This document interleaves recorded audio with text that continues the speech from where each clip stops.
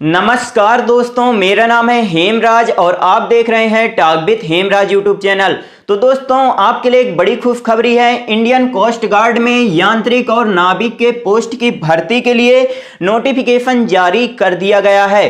तो दोस्तों, यदि आप केवल और केवल 10वीं पास हैं या 12वीं पास हैं या इंजीनियरिंग में डिप्लोमा किया है तो आप इन पोस्टों के लिए अप्लाई कर सकते हैं। तो दोस्तों, इस वीडियो में हम बात करने वाले हैं इसकी इंपॉर्टेंट डेट के बारे में, एप्लीकेशन फीस के बारे में, कुल कितने पद निकाले गए हैं, एज क्राइटेरिया क्या रखा गया है और इसके एजुकेशन क्वालिफिकेशन के बारे में, कुल कितनी पद निकाले गए हैं और किस पोस्ट में कितने पद हैं और इसके सिलेबस के बारे में, सिलेक्शन प्रोसेस के बारे में हम डिटेल से बात करेंगे। तो दोस्तों, चलिए स्टार्ट करते हैं। तो सबसे पहले हम यहाँ बात कर लेते हैं पोस्ट के बारे में। तो टोटल 322 पद निकाले गए हैं। टोटल 322 पद निकाले गए हैं यांत्रिक और नाविक दोनों की पोस्ट को मिलाकर। इसके बाद हम इंपॉर्टेंट डेट के बारे में अगर बात कर लें तो इसके फॉर्म 4 जनवरी 2022 से भरना स्टार्ट हो जाएंगे और इसके फॉर्म भरने की लास्ट डेट है 14 जनवरी 2022। यानी आप 4 जनवरी 2022 से लेकर 14 जनवरी 2022 तक आप फॉर्म भर सकते हैं।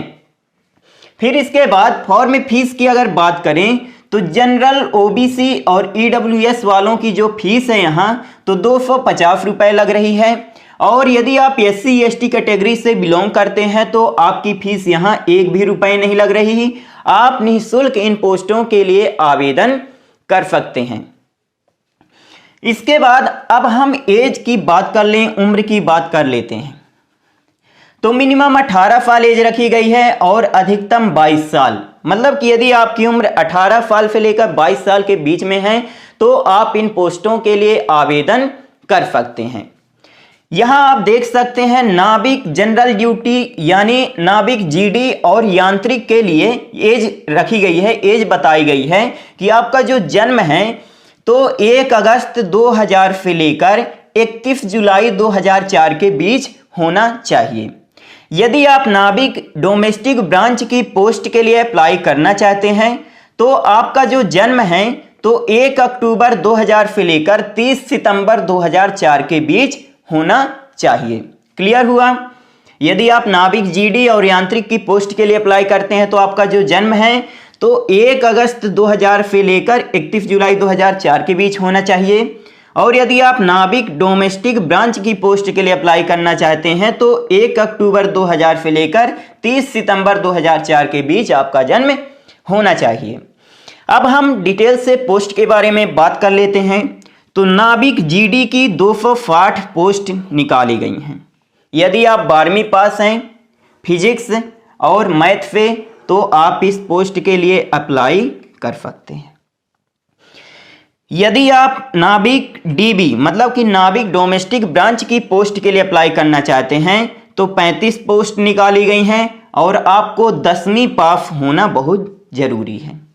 फिर इसके बाद यदि आप यांत्रिक की पोस्ट के लिए अप्लाई करना चाहते हैं तो टोटल 27 पोस्ट निकाली गई हैं। 10वीं पास होना चाहिए और डिप्लोमा यदि आपने किया है इलेक्ट्रिकल, इलेक्ट्रॉनिक्स या मैकेनिकल से तो आप इन पोस्टों के लिए अप्लाई कर सकते हैं। अब हम बात कर लेते हैं दोस्तों इसके सिलेबस के बारे में और सिलेक्शन प्रोसेस के बारे में और सैलरी के बारे में अब हम बात कर लेते हैं। अब हम बात कर लेते हैं इसके सिलेबस के बारे में, डिटेल से बात करेंगे, आप ध्यान से इसको समझ लीजिए। तो यदि आप नाविक डोमेस्टिक ब्रांच की पोस्ट के लिए अप्लाई करना चाहते हैं तो यहाँ आपका पेपर जो होगा तो सेक्शन 1 मतलब कि एक ही सेक्शन में होगा। मैथ से 20 क्वेश्चन पूछे जाएंगे, साइंस से 10, इंग्लिश से 15, रीजनिंग से 10 और जीके से 5। टोटल मिलाकर 60 प्रश्न पूछे जाएंगे आपसे 60 नंबर के और आपको समय दिया जाएगा 45 मिनट का। यहां पास पासिंग मार्क की बात करें तो यदि आप जनरल, ओबीसी या ईडब्ल्यूएस कैटेगरी से हैं तो आपको 30 नंबर लाना पड़ेगा। यदि आप एससी एसटी कैटेगरी से बिलोंग करते हैं तो आपको 27 नंबर लाना पड़ेगा। इसके बाद यदि आप नाविक जीडी की पोस्ट के लिए अप्लाई करते हैं तो सेक्शन 1 और सेक्शन 2 में आपका पेपर होगा। सेक्शन 1 में आपसे यही सब पूछा जाएगा, मैथ, साइंस, इंग्लिश, रीजनिंग और जीके। 20 की मैथ पूछी जाएगी, साइंस 10 की पूछी जाएगी, इंग्लिश 15 की, रीजनिंग 10 की, जीके 5 की। सेक्शन 1 में ये पूछा जाएगा। और सेक्शन 2 में मैथ 25 नंबर की पूछी जाएगी, फिजिक्स 25 नंबर की।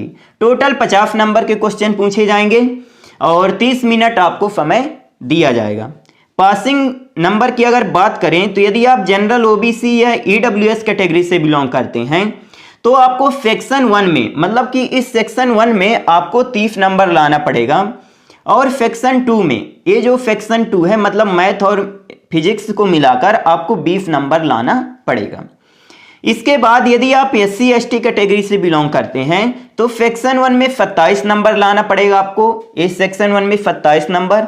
और सेक्शन 2 में 17 नंबर, मतलब कि 50 नंबर में यदि आप 17 नंबर ले आते हैं तो आप पास हो जाएंगे। इसके बाद यदि आप यांत्रिक की पोस्ट के लिए अप्लाई करना चाहते हैं तो सेक्शन 1 तो सभी में रहेगा, इलेक्ट्रिकल में भी रहेगा, मैकेनिकल में भी रहेगा और इलेक्ट्रॉनिक्स में भी रहेगा।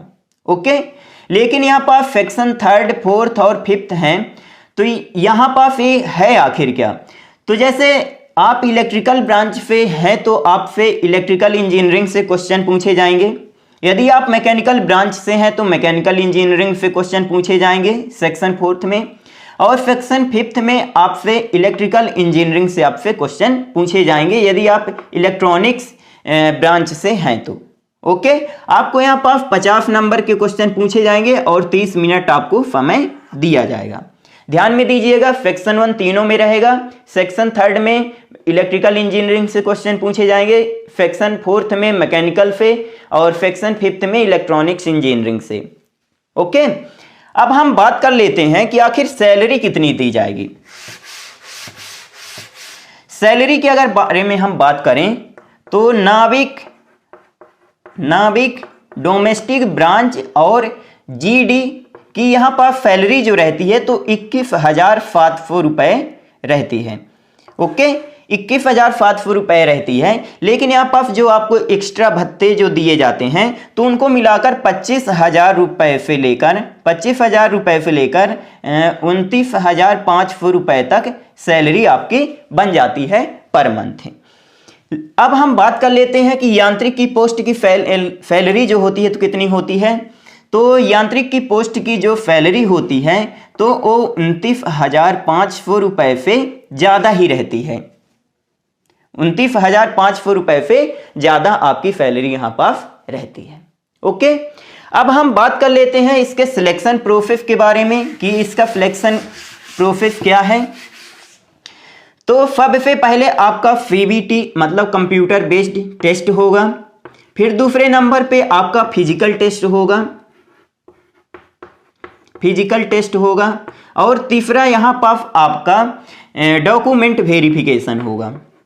इसके बाद आपका फाइनल सिलेक्शन हो जाता है। अब हम बात कर लेते हैं कि फिजिकल टेस्ट में क्या क्या होगा। तो आपकी 1.6 किलोमीटर की दौड़ होगी, आपसे 20 उठक बैठक करवाए जाएंगे और तीसरा 10 नंबर के 10 आपसे पुशअप करवाए जाएंगे। इतना आपसे फिजिकल टेस्ट में लिया जाएगा। ओके, तो दोस्तों ये रही थोड़ी सी जानकारी। यदि आपको कुछ पूछना है तो आप कमेंट करके पूछ सकते हैं। यदि आपको वीडियो अच्छा लगा हो तो please like, share and subscribe करना ना भूलें। आपका बहुत बहुत धन्यवाद।